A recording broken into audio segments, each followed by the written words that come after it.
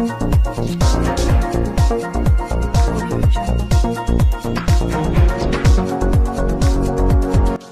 जी, आज हम उनसे जानना चाहेंगे कि केंद्र सरकार द्वारा जो किसान बिल पारित किया गया है, आखिर इस बिल को विरोध में प्रदेश और देश में किसान आंदोलन कर रहे हैं, इसकी क्या वजह है? बरुआ जी बताएं।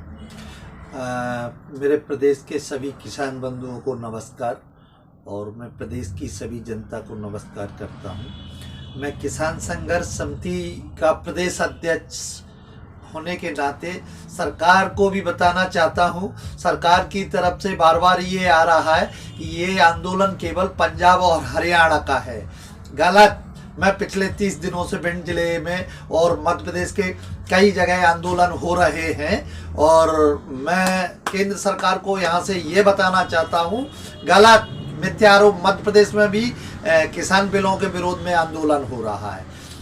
मैं ये मुकेश जी, आपका सवाल ये था कि ये बिल्कुल सही है, इन बिलों का विरोध होना चाहिए क्योंकि ये बिल किसानों के लिए, भाई संशोधन किस चीज का करा ले, किसानों के हित में है ही नहीं। सरकार ने पूरा कारपोरेट या व्यापारियों को हित को ध्यान में रखे हुए किसानों के कृषि क्षेत्र में उनका कैसे व्यापार हो पाए, इस मंशा से व्यापारियों के लिए ये बिल बनाए।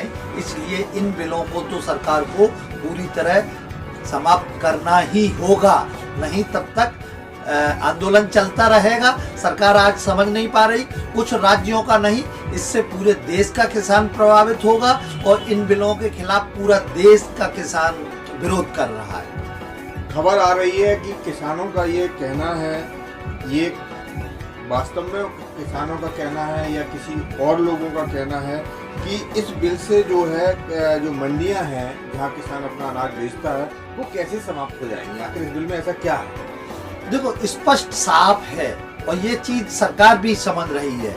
इस तरह का एक सरकार बिहार राज्य में राज्य सरकार ने किया था, वहां मंडियां हैं, ये आशंकाएं नहीं है, इसके प्रमाण हैं, बिहार में समाप्त हो गई।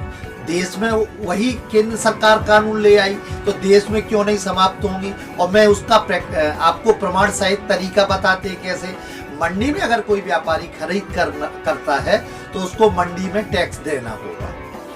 मंडी के बाहर किसी भी व्यापारी को किसान की फसल खरीदने में कोई टैक्स नहीं देना होगा।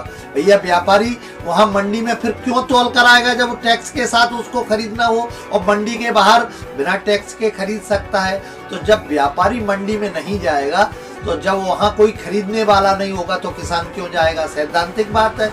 और व्यापारी नहीं जाएगा तो किसान नहीं जाएगा, मंडियां समाप्त हो गई। सरकार ये कह रही है मैं मंडियां समाप्त नहीं कर रहा, बिल्कुल निश्चित है बिल में कहीं है ऐसा कोई आपके में प्रावधान नहीं है मंडियां समाप्त कर रहा हूं। लेकिन इनडायरेक्ट आप विचार करिए ना, मंडियां आपने समाप्त कर दी है, मंडियों में टैक्स है, इसलिए मंडियों में व्यापारी नहीं जाएंगे, व्यापारी नहीं जाएंगे तो किसान नहीं जाएगा, मंडियां स्वतः समाप्त हो गई।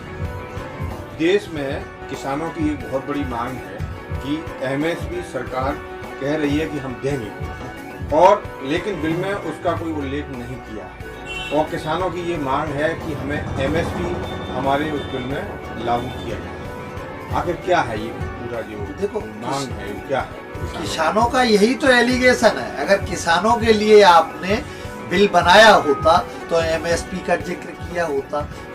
आपने इसी बात से तो प्रमाणित हो रहा है कि व्यापारियों के लिए, उद्योगपतियों के लिए आप बिल लाए।